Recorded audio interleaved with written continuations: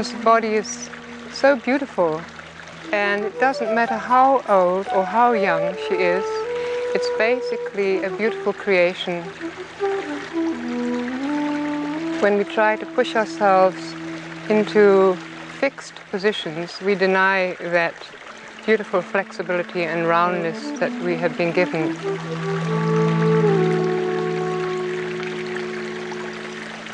So the empowerment of our being through our body, I feel, is what yoga is about.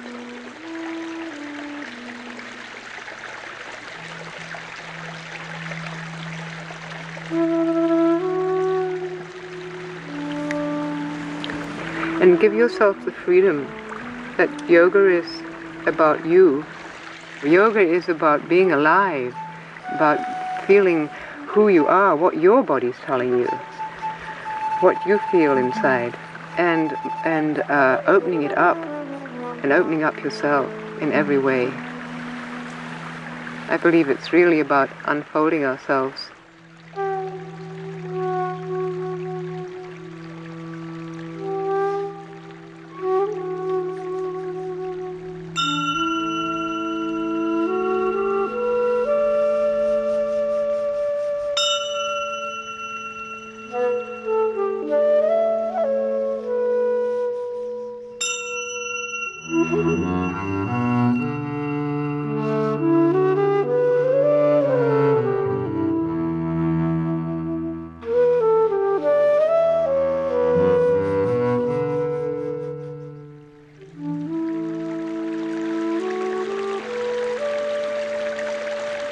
I would like to ask the question, what is yoga and where does it come from?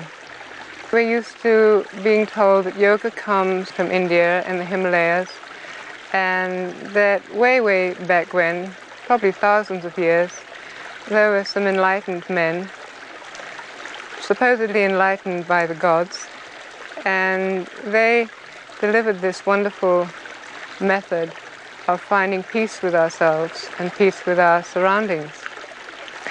But for somebody who lives in the world today, and especially for a woman, that's a very far ideal to follow. And many of us have tried it.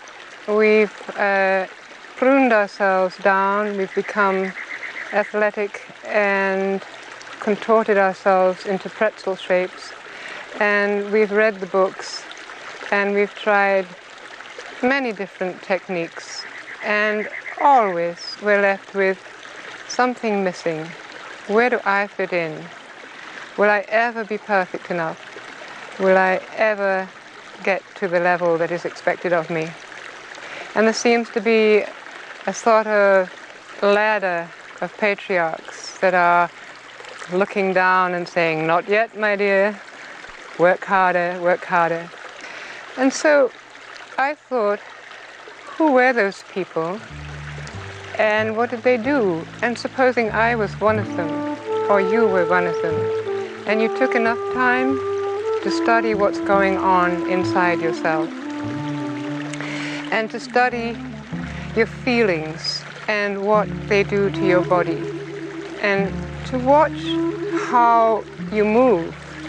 If you have an urge to move, where does it come from? Doing yoga became more of an internal journey, and it took me further away from trying to check out if I looked all right in a pose, into feeling. In a way, it seemed like I was going backwards in my practice, but the satisfaction inside was spreading, and I began to feel more feminine and aware of what people were feeling inside their bodies.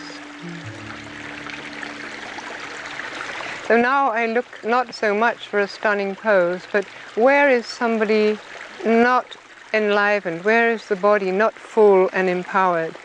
And see if we can find a way to, from the inside, bring the energy to that point and open it out and empower it. And gradually, like a car that's been dented, gradually from the inside undent ourselves.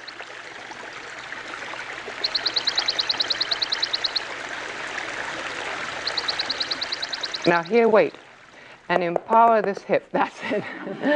Then you can drop this hip away from that empowered hip. Right, so you're starting to fall. Here, this left half is falling away from the spine with gravity. Now you activate the right roller and unzip it. You must detach it from the center, and then it can start to roll. And the kidney rolls. Good. And take your time, because you've got to release the leg out of the belly. And now this leg becomes a very active roller itself. It rolls like that. And come off the ground. Don't touch the floor yet. The energy is going right through her. And she's splitting down the center, and she can lift off here and peel it over. Ah, there you go. She has peeled the back body over the core. So in fact, this is not, you could say this was the inner body, and she's peeled her back over it. And this just hangs down over the core. And see how powerful that core is that runs through her. Then you continue this with the arm. You can rest lightly, and now you're going to peel this area off you here, that part of the roller, and it follows into that arm as and when you're ready until the shoulder comes down onto the floor. And this roller is still going this way, but this roller is actively going that way, and now you grow internally out and out from the inside. Yeah. You see, everything comes to life. All the toes. There you go. Yeah. Beautiful. And at a certain point, you go into a deep state of quietness. In that extreme openness, you unzip yourself totally. And then you can surrender.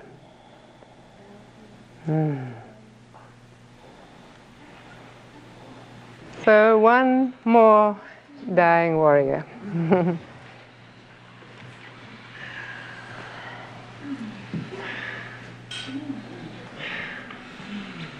You've probably seen those Roman sculptures of the sort of the last breath. But actually, what it turns out to be, it's the sort of rebirthing of the inner body.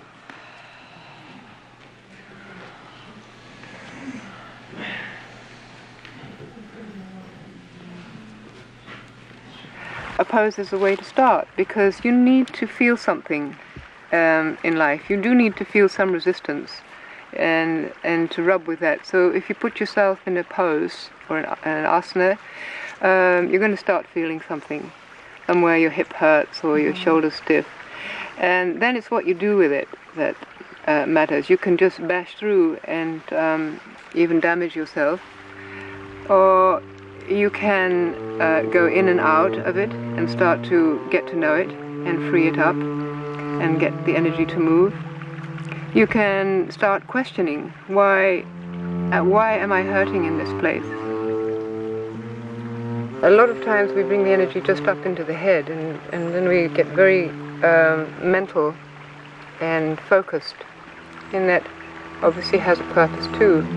But I think the more feminine approach is to let your awareness be absorbed in the whole body and feel that you are living in every part.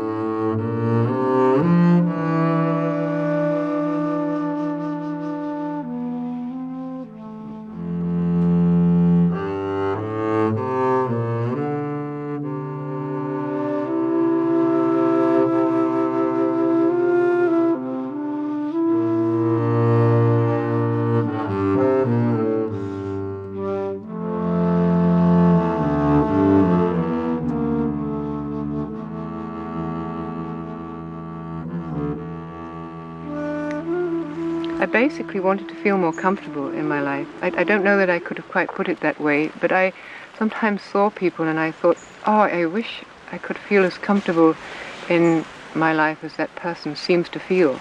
Now, they may not have felt very comfortable, but to me, I thought they did. I think that's what I was looking for in yoga. But then I got caught into the excitement of achieving more and more.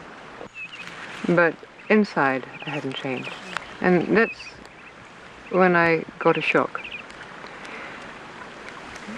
And I realized that there were people who didn't practice yoga, but who could sit for hours on the street with their little pile of tomatoes or apples and seem completely serene. I would go and sit by them just to get a touch of that feminine, big feminine contentment.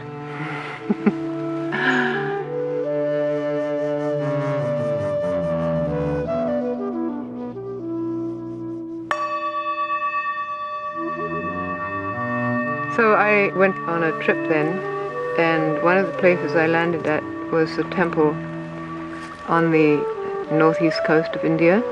It was covered in little sculptures, figurines of female figures, and they were not that big, but they were very beautiful, and they were very rounded forms. They had really rounded breasts and buttocks and little waists, and they were moving in you could say a very feminine, sensual way. And something clicked inside me that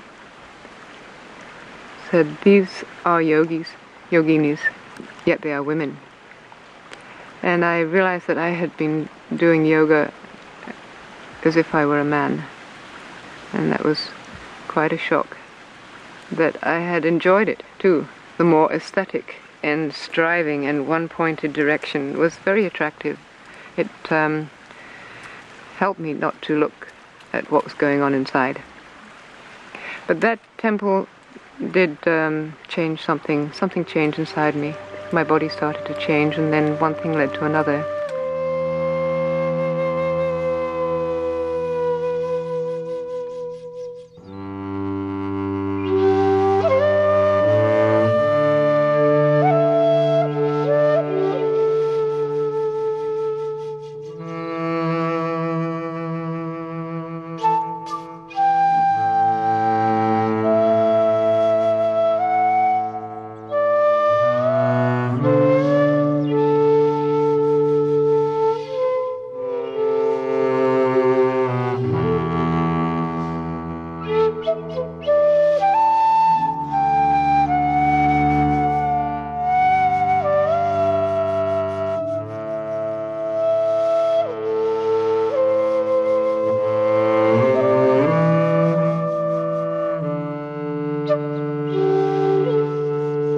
The belly is where we start.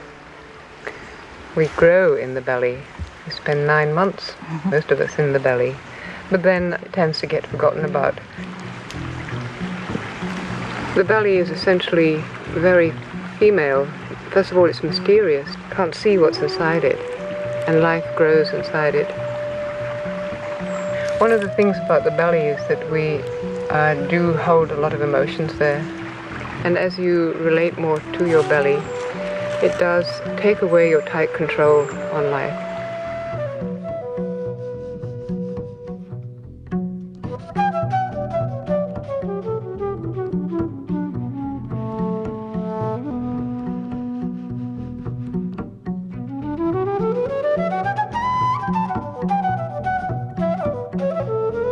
If our belly is tight, we restrict that energy that keeps us healthy. So when the belly is pliable and alive, we can move and massage the organs.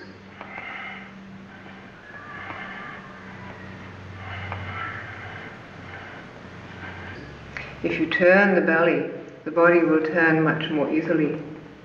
If the belly is tight, you have to struggle with your muscles.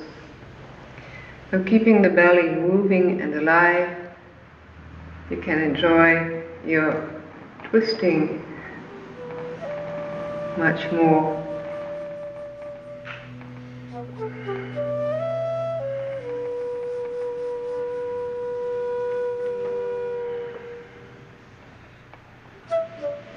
It's like a spiral that moves all the way up through your body and out of your head.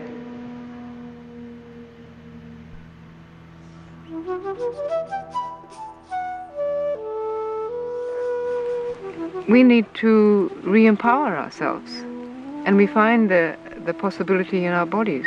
When you really get in touch with your body, you can fill it with power. That's the breath, a feeling that you fill yourself with your own power. Like a leaf is filled with its own power. It becomes fat and full and juicy and green, and that's a leaf. And then when the power is gone, it starts to dry and shrivel up. So we can dry and shrivel up, or we can empower ourselves. And so the yoga poses are a possibility to do that. But do you empower yourself, filling your arms, filling your hands, filling your fingers, filling your face, filling your breasts, filling your buttocks? Or do you just do a pose and try to get every part of your body in line?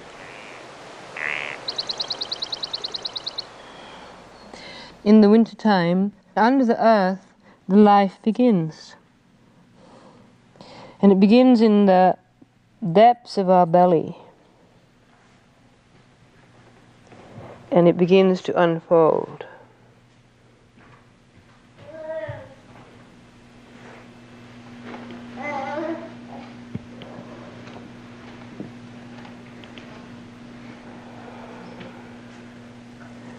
Every time it unfolds and looks at the light, it retreats back in and says, I'm not quite ready. I need a little more power, and then I'll come higher. Here I feel the energy moving more towards the front, so I drop back and I choose one place in my body, and right now I'm choosing just above the pubis, and there I drop back into the sacrum and widen and rise. Then I choose my navel, for example, and widen the kidneys and come up. Then I choose my sternum and widen the ribs and rise up. I choose the whole lot and widen, come up, and then my throat and widen. And you drop the lowest point, which is the buttocks, and you really move them back and down. And the head will follow. You don't have to do anything with the head, it's going to follow anyway. The reason I start from the ground is because you get that sense of this back body being like a blanket over you.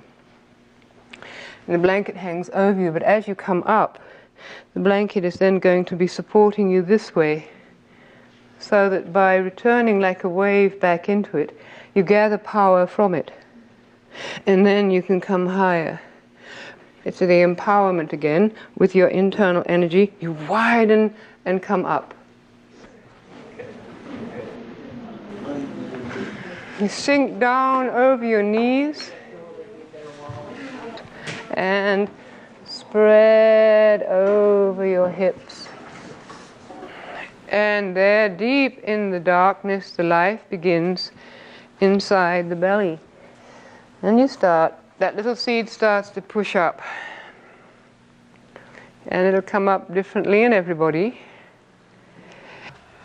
That little seed is moving forwards, and then it drops a little bit into the back, and the back widens. You have to really drop back into it and powerfully expand it. It's not just a nice idea, it's a powerful movement to spread your back wings. Watch what the body asks for and slowly unravel yourself. And then sink back again, because that's what life does. Comes out of the earth and blossoms only to return to the earth.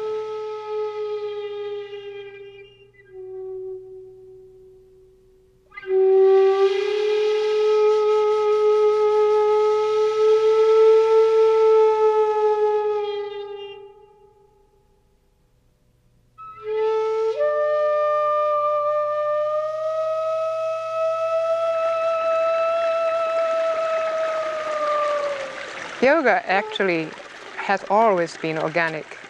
It's always been an understanding of energy and nature.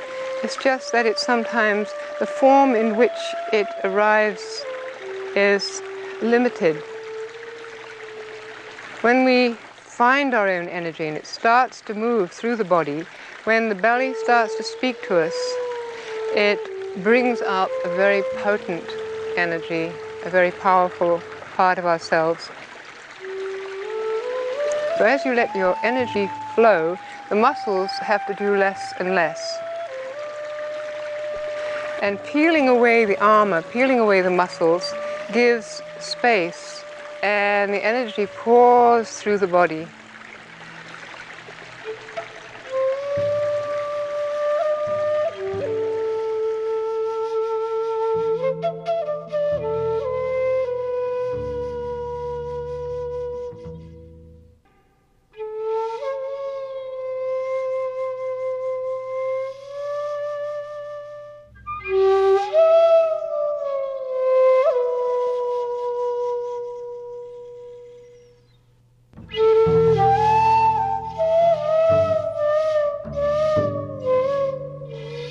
I thought, well, I can't teach this. And then I went to a class and there was a woman in a forward bend. Normally I would have helped her to go further by giving some extra pressure, but I just could see that in her back, that seemed very tight and rigid, inside and underneath that was tremendous emotional pain of something. And I just found I put my hand very softly on her back, and her back started to melt, and she started to cry, and a lot came out, and the back completely softened down. And I think that was a turning point, that you can push and pull yourself, and you can push and pull other people, and the body will respond like a tired horse, but eventually it breaks down. And if we can realize that everything we feel and everything that happens to us is in the body. So if there's some great pain from the past hidden in the body, you're not going to get it away from you unless you go in and start listening to it and let it unravel itself. All these things come crowding in, and they come like this, and we get them in our brain, and we don't just say, oh well, throw it away. We say, aha, that's something important. Maybe I'm not good enough. Maybe she doesn't like me. Maybe he thinks something else. So when you're moving around and shaking off bits, if you can search for what it is that you are at this moment very attached to, and see if you can throw it out, because it's disempowering you. These things are taking away from us, and we don't need them. But when you throw it out, something inside can begin to grow. It can begin to feel itself. And it might be somebody quite different from who you thought you were. Move your belly more and more out of the house of the pelvis. So if you shift around a little bit from side to side on your feet, you can begin to roll the shell of the pelvis backwards and bring the belly further and further out. You want to ease it out and shake it off. Be free of it. You've been carrying it around so long. Just throw it away and let the belly come out. That's it.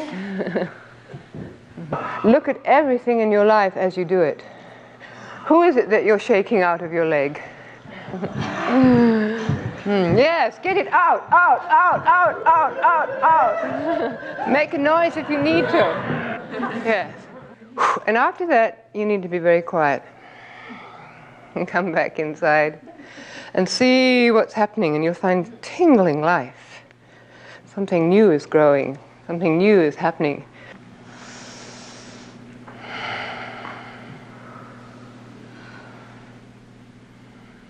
So the outer body can now release more. The outer body is what holds us in our form, and it makes us feel we're armored and safe. But the inner body is ready now to exert and express her own power. So you can watch inside yourself this inner form, this inner energy building, and the outer body begins to crack a little. Like dry leaves, it can fall off you.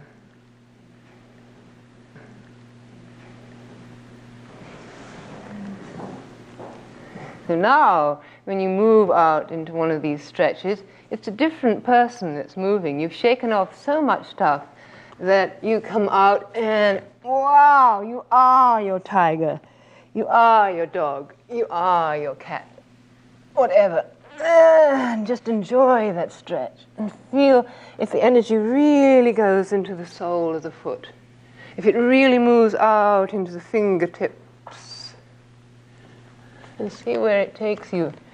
If you want to come forward, stay present with the whole movement all the time, so that it's your inner body that moves. Because if your inner body at this point disappears and says, this is where I have a pain, and it tightens up, you'll have your pain. But if your inner body stays full and powerful, wow, wow,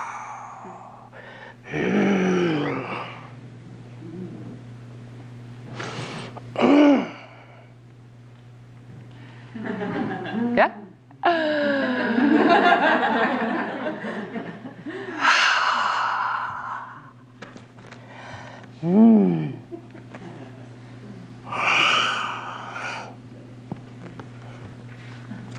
Don't let anybody else get in there. Our bodies are not designed to follow straight lines. They will move apparently into a straight line, but along a curved path. And what happens with yoga in the West is that it's become very much a physical training. And instead of it being a way of understanding energy and how to release that energy so that we are more potent and more powerful, it's become a form of physical training where we contract the muscles and tighten up and pull in. And this is all very well for a warrior or for someone who needs to be an athlete, but it doesn't help us to get in touch with energy. It's not that we don't do poses or that we are against the tradition. It's just that we believe that the most important thing is to find our way back to where it came from.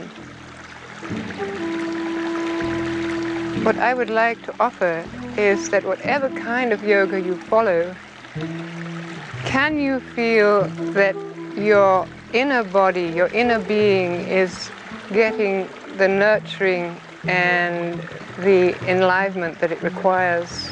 Do you feel that you become more empowered and you need the outer forms of life less and less? Do you feel more comfortable in yourself and with your surroundings?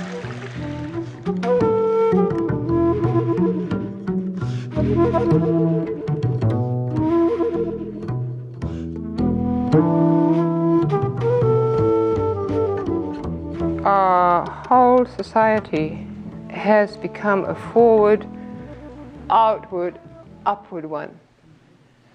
Look at me, I'm doing my best. And we've been pushed out of ourselves and we leave our sacred body and our mother behind. And she gets folded into a very tight and rigid situation. And when we let her open,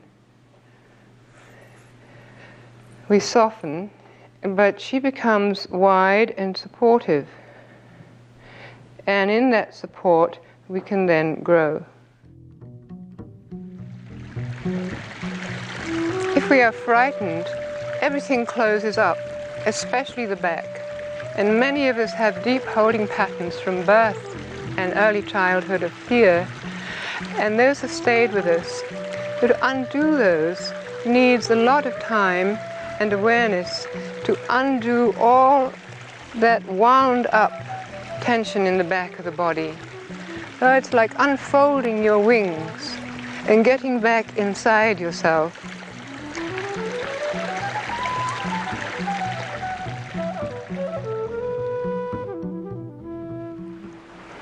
When you give somebody an image, that can open up a whole box full of emotions, memories, sensations, and the body awareness starts to come alive. The brain, the intellect, I mean there are all these different terms, but I think the one-pointed intellect doesn't like images too much because it's getting a bit fuzzy around the edges. The body loves them. Rivers, snakes, waterfalls, volcanoes, we come alive, and that's the feminine nature of the earth, of the planet, that we have inside us.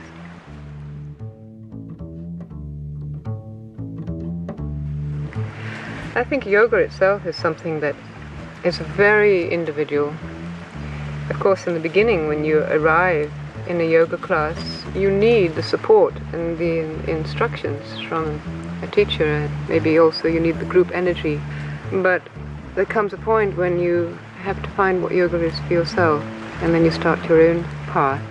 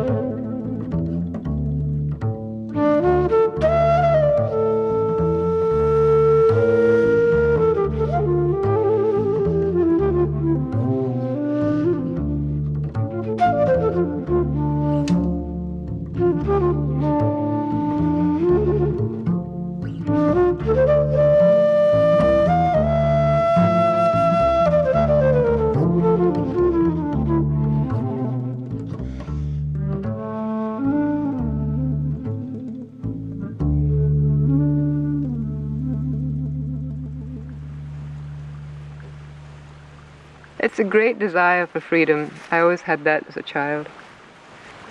And I tried to be free by running away from things, but in the end it was yoga that helped me to see that the journey to freedom is inside. It takes real courage, and you sort of jump off a cliff. I do remember moments of that. But I also think that once you start the journey, there's no return.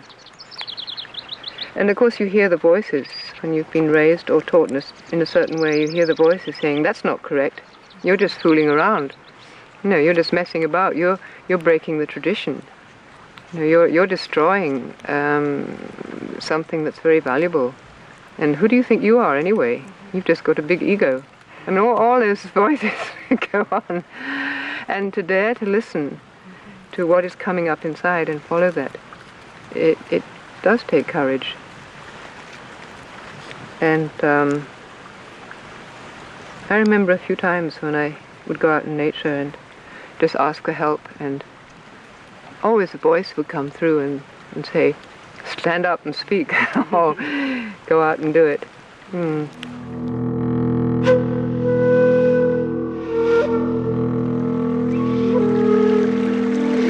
The trees have their roots deep in the earth, and it's this extension of our direction and our awareness beyond our physical body that is so empowering. So when we talk about rooting, we really mean opening ourselves to the space beyond us. Especially when you stand, you open your feet to the earth and You can visualize roots growing down, but in a short time you'll find that you really have an experience of those roots and you feel more solidly based in the earth and less vulnerable. And the more you get the downward direction, the more the body is able to release and open out of it. And that creates the possibility for space.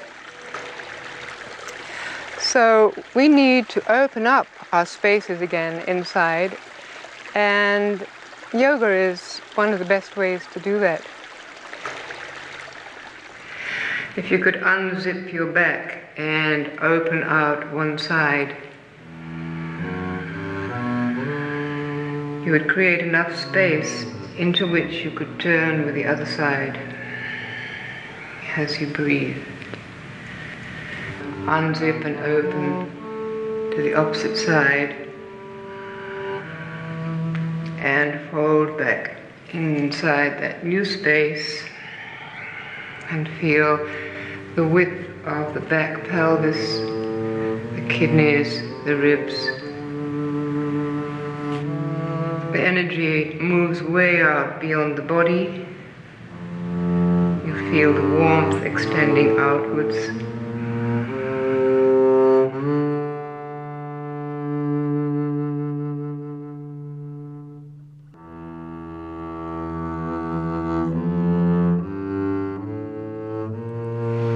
A breath for me is a way to come back home.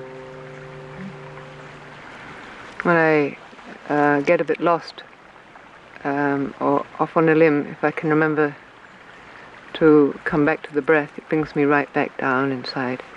I think the breath is the greatest lover, the greatest friend we'll ever have.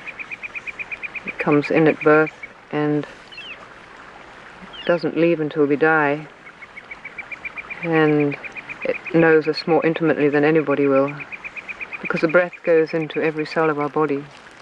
It's just that we're not aware of it. We just let it do its work. But when you become aware of it and you travel with it, that beloved wakes up inside you, so you can never be alone anymore.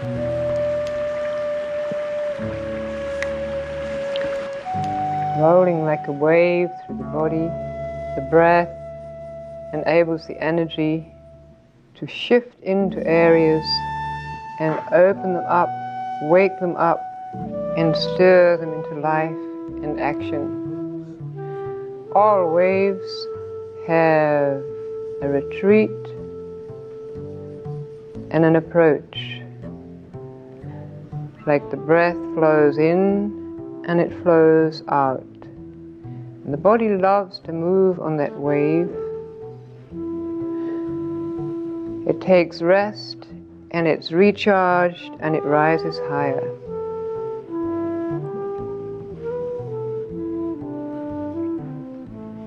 But unless we understand the downward direction, we cannot fully live the upward. And unless we can embrace the upward direction of the energy, the lightness, the air, the space that surrounds us, and the light above us, we cannot fully get a sense of the earth underneath of us.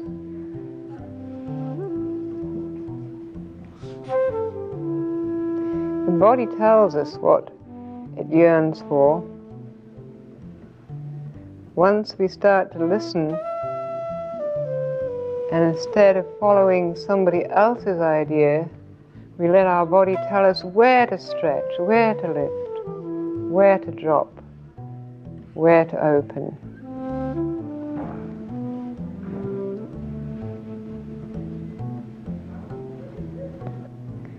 So we get to know ourselves fully from the inside. From the inside out.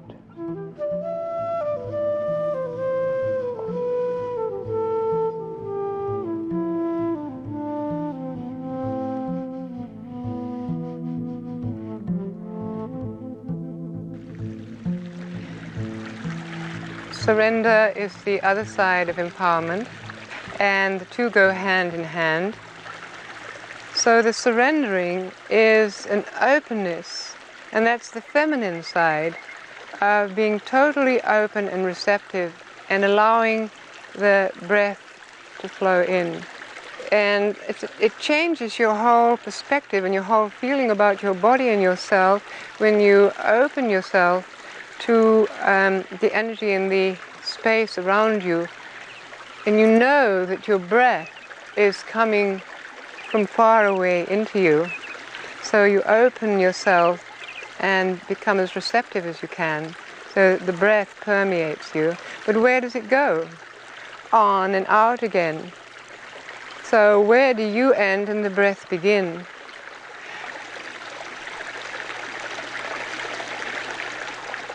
So the inhaling is soft and receptive, and the body will swell. It will widen, it will fill, because you become an open vessel. And then when it's time to exhale, that potent energy that you're filled with has to flow through every part of you so that you tingle in every cell, and it moves out into the space around you.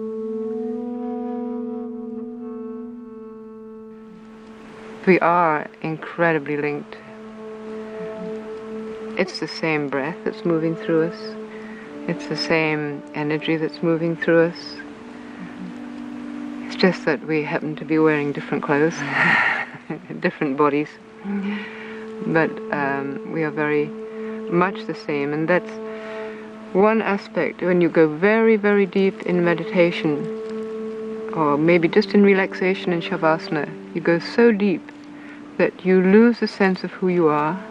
You don't seem to have a body anymore, and you just merge with the ground or with your surroundings. That's one very important part of life, because then you can tune into anything. Tune into the tree, tune into the ground, tune into other people. But then there's the other side, when you come out, that you are unique. There's nobody like you. Nobody has a shoulder like this. Nobody has a nose like this. We are unique, and we express something unique. And those two aspects, I think, are a vital part of yoga.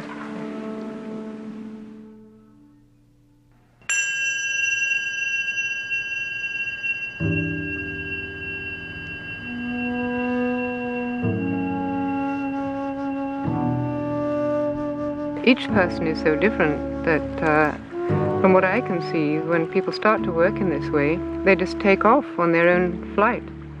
And it's almost frightening, because you realize that you have no control as a teacher.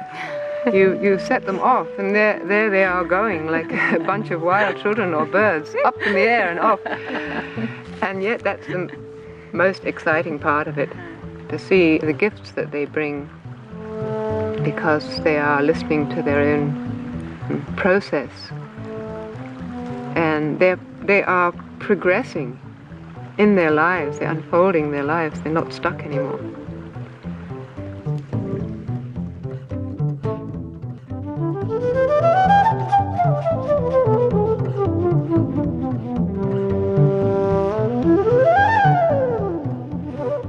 The real yogis are very simple and very content, and very happy, usually bubbling, because it's all so fun. I mean, just to be alive is so amazing. And I think if you dare to start looking at what you have and what you are, it's mind-blowing, the extraordinary abundance of what is going on just in ourselves and in our life.